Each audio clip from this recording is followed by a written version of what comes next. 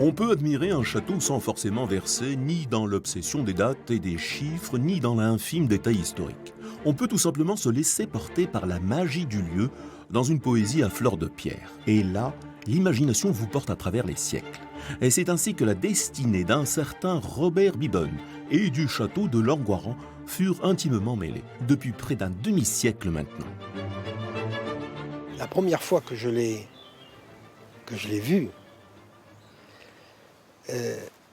c'était vers les années, c'était en 1951 par là. Et je me souviens avoir dans mes affaires une vieille carte postale avec le château de Langoiran, les ruines du château de Langoiran. Je suis tombé très vite amoureux, c'est-à-dire qu'il m'a fasciné. Pourquoi? D'abord parce qu'on ne pouvait pas y rentrer, il est marqué interdit au public, défense d'entrée. Et donc je suis resté là, le contempler. Mais il fallait bien non pas reconstruire ce château, mais juste en restaurer une partie, et c'est la grande aventure des chantiers internationaux. On a créé une association pour organiser des chantiers internationaux. Si bien qu'en 25 ans, on a dû avoir plus de 2500 bénévoles qui sont venus de 34 ou 38 pays différents. Et ça a été une aventure. Et dans toute aventure, il y a les compagnons, ceux de la première heure, ceux sans qui rien n'aurait été possible.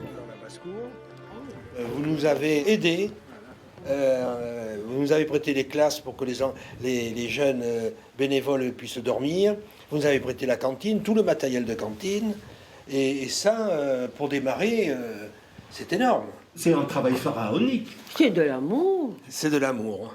L'amour des vieilles pierres.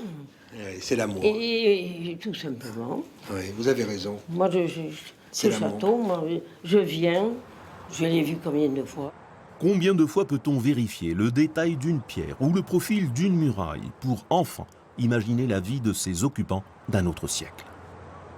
La fonction du château, c'est un lieu défensif. Mais, en même temps, c'est une ferme. Parce que les gens qui y vivent sont des ruraux.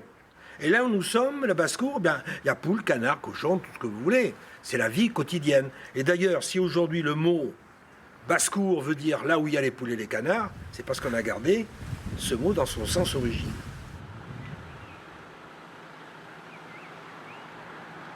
À la fin du XIIIe siècle, le roi c'est Louis IX, Saint-Louis. Le château, les premiers éléments du château sont construits à cette époque.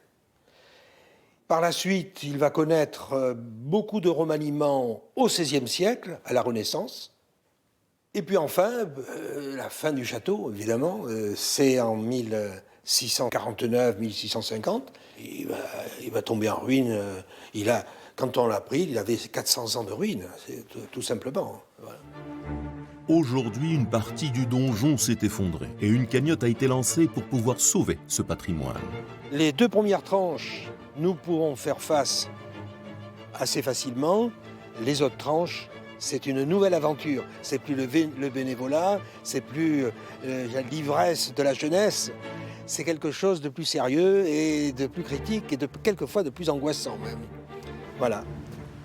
Et Robert Bibbon vient de donner la recette de ce nouvel épisode. Tension, angoisse, fortune, et voilà le feuilleton du château de Langoiran qui repart de plus belle, un feuilleton qui n'est pas prêt de se terminer.